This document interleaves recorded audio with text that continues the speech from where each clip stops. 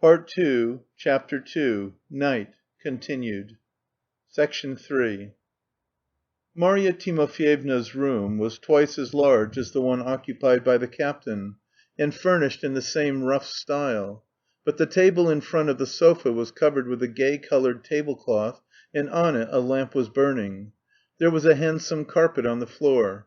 The bed was screened off by a green curtain, which ran the length of the room, and besides the sofa there stood by the table a large soft easy chair in which Marya Timofyevna never sat, however. In the corner there was an ikon, as there had been in her old room, and a little lamp was burning before it, and on the table were all her indispensable properties: the pack of cards, the little looking-glass, the song-book, even a milk-loaf. Besides these there were two books with coloured pictures: one, extracts from a popular book of travels, published for juvenile reading; the other a collection of very light edifying tales, for the most part about the days of chivalry, intended for Christmas presents or school reading. She had, too, an album of photographs of various sorts. Marya Timofyevna was, of course, expecting the visitor, as the captain had announced. But when Nikolay Vsyevolodovitch went in, she was asleep, half reclining on the sofa, propped on a woolwork cushion. Her visitor closed the door after him noiselessly, and, standing still, scrutinized the sleeping figure. The captain had been romancing when he told Nikolay Vsyevolodovitch she had been dressing herself up. She was wearing the same dark dress as on Sunday at Varvara Petrovna's. Her hair was done up in the same little close knot at the back of her head. Her long, thin neck was exposed in the same way. The black shawl Varvara Petrovna had given her lay carefully folded on the sofa. She was coarsely rouged and powdered as before. Nikolay Vsyevolodovitch did not stand there more than a minute. She suddenly waked up, as though she were conscious of his eyes fixed upon her. She opened her eyes and quickly drew herself up. But something strange must have happened to her visitor. He remained standing at the same place by the door. With a fixed and searching glance he looked mutely and persistently into her face. Perhaps that look was too grim, perhaps there was an expression of aversion in it, even a malignant enjoyment of her fright, as if it were not a fancy left by her dreams, but suddenly, after almost a moment of expectation, the poor woman's face wore a look of absolute terror. It twitched convulsively. She lifted her trembling hands and suddenly burst into tears exactly like a frightened child. In another moment she would have screamed. But Nikolay Vsyevolodovitch pulled himself together, his face changed in one instant, and he went up to the table with the most cordial and amiable smile. "I'm sorry, Marya Timofyevna, I frightened you coming in suddenly when you were asleep," he said, holding out his hand to her. The sound of his caressing words produced their effect. Her fear vanished, although she still looked at him with dismay, evidently trying to understand something. She held out her hands timorously also. At last a shy smile rose to her lips. "How do you do, prince?" she whispered, looking at him strangely. "You must have had a bad dream," he went on, with a still more friendly and cordial smile. "But how do you know that I was dreaming about that?" And again she began trembling, and started back, putting up her hand as though to protect herself, on the point of crying again. "Calm yourself. That's enough. What are you afraid of? Surely you know me?" said Nikolay Vsyevolodovitch, trying to soothe her. But it was long before he could succeed. She gazed at him dumbly, with the same look of agonizing perplexity, with a painful idea in her poor brain, and she still seemed to be trying to reach some conclusion. At one moment she dropped her eyes, then suddenly scrutinized him in a rapid, comprehensive glance. At last, though not reassured, she seemed to come to a conclusion. "Sit down beside me, please, that I may look at you thoroughly later on," she brought out with more firmness, evidently with a new object. "But don't be uneasy, I won't look at you now. I'll look down. Don't you look at me either till I ask you to. Sit down," she added with positive impatience. A new sensation was obviously growing stronger and stronger in her. Nikolay Vsyevolodovitch sat down and waited. Rather a long silence followed. It all seems so strange to me," she suddenly muttered, almost disdainfully. "Of course I was depressed by bad dreams, but why have I dreamt of you looking like that?" "Come, "Let's have done with dreams," he said impatiently, turning to her in spite of her prohibition, and perhaps the same expression gleamed for a moment in his eyes again. He saw that she several times wanted, very much in fact, to look at him again, but that she obstinately controlled herself and kept her eyes cast down. "Listen, prince," she raised her voice suddenly. "Listen, prince."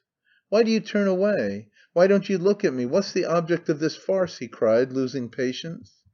But she seemed not to hear him. "Listen, prince," she repeated for the third time in a resolute voice, with a disagreeable fussy expression. "When you told me in the carriage that our marriage was going to be made public, I was alarmed at there being an end to the mystery. Now I don't know. I've been thinking it all over, and I see clearly that I'm not fit for it at all. I know how to dress, and I could receive guests perhaps. There's nothing much in asking people to have a cup of tea, especially when there are footmen. But what will people say, though? I saw a great deal that Sunday morning in that house. That pretty young lady looked at me all the time, especially after you came in. It was you came in, wasn't it? Her mother's simply an absurd worldly old woman. My Lebyadkin distinguished himself too. I kept looking at the ceiling to keep from laughing. The ceiling there is finely painted. His mother ought to be an abbess. I'm afraid of her, though she did give me a black shawl. Of course they must all have come to strange conclusions about me. I wasn't vexed, but I sat there thinking what relation am I to them? Of course, from a countess one doesn't expect any but spiritual qualities; for the domestic ones she's got plenty of footmen, and also a little worldly coquetry, so as to be able to entertain foreign travellers. But yet that Sunday they did look upon me as hopeless. Only Dasha's an angel. I'm awfully afraid they may wound him by some careless allusion to me." "Don't be afraid and don't be uneasy," said Nikolay Vsyevolodovitch, making a wry face. "However, that doesn't matter to me if he is a little ashamed of me, for there will always be more pity than shame, though it differs with people, of course. He knows, to be sure, that I ought rather to pity them than they me." "You seem to be very much offended with him, Marya Timofyevna." "I? Oh, no," she smiled with simple hearted mirth. "Not at all. I looked at you all then. You were all angry, you were all quarrelling. They meet together and they don't know how to laugh from their hearts. So much wealth and so little gaiety. It all disgusts me. Though I feel for no one now except myself." "I've heard that you've had a hard life with your brother without me." "Who told you that? It's nonsense. It's much worse now. Now my dreams are not good, and my dreams are bad because you've come. What have you come for, I'd like to know? Tell me, please." "Wouldn't you like to go back into the nunnery?" "I knew they'd suggest the nunnery again. Your nunnery is a fine marvel for me. And why should I go to it? What should I go for now? I'm all alone in the world now. It's too late for me to begin a third life." "You seem very angry about something. Surely you're not afraid that I've left off loving you?" "I'm not troubling about you at all. I'm afraid that I may leave off loving somebody." She laughed contemptuously. "I must have done him some great wrong," she added suddenly, as it were to herself. "Only I don't know what I've done wrong. That's always what troubles me. Always, always, for the last 5 years. I've been afraid day and night that I've done him some wrong. I've prayed and always thought of the great wrong I'd done him, and now it turns out it was true." "What's turned out?" "I'm only afraid whether there's something on his side," she went on, not answering his question, not hearing it, in fact. "And then again, he couldn't get on with such horrid people. The countess would have liked to eat me, though she did make me sit in the carriage beside her. They're all in the plot. Surely he's not betrayed me?" Her chin and lips were twitching. "Tell me, have you read about Grishka Otrepyev, how he was cursed in 7 cathedrals?" Nikolay Vsyevolodovitch did not speak. "But I'll turn round now and look at you," she seemed to decide suddenly. "You turn to me too, and look at me, but more attentively. I want to make sure for the last time. I've been looking at you for a long time." "H'm," said Marya Timofyevna, looking at him intently. "You've grown much fatter." She wanted to say something more, but suddenly, for the third time, the same terror instantly distorted her face, and again she drew back, putting her hand up before her.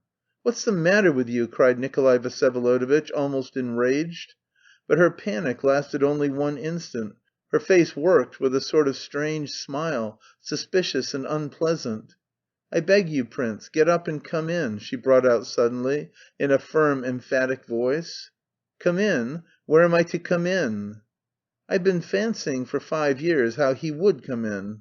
Get up and go out of the door into the other room. I'll sit as though I weren't expecting anything, and I'll take up a book, and suddenly you'll come in after 5 years' travelling.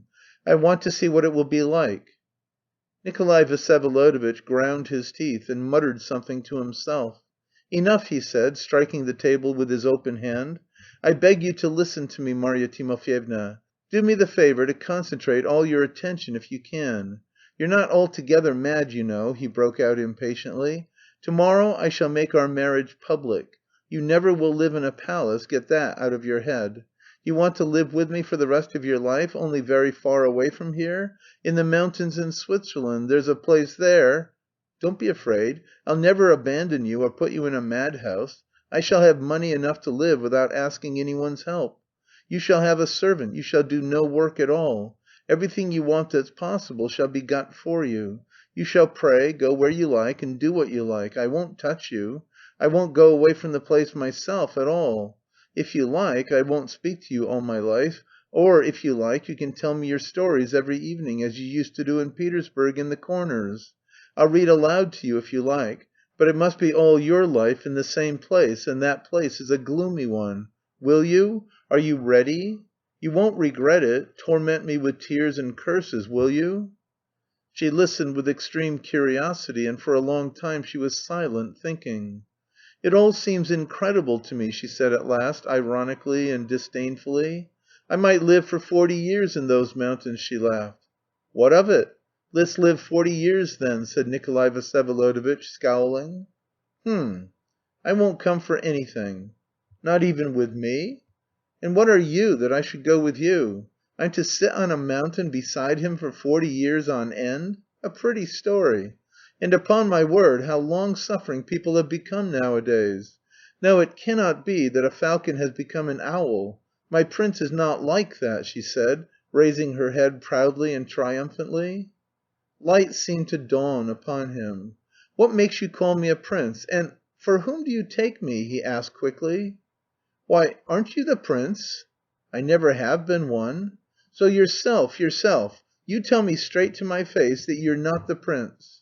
"I tell you I never have been." "Good Lord!" she cried, clasping her hands. "I was ready to expect anything from his enemies, but such insolence, never! Is he alive?" she shrieked in a frenzy, turning upon Nikolay Vsyevolodovitch. "Have you killed him? Confess!" "Whom do you take me for?" he cried, jumping up from his chair with a distorted face, but it was not easy now to frighten her. She was triumphant.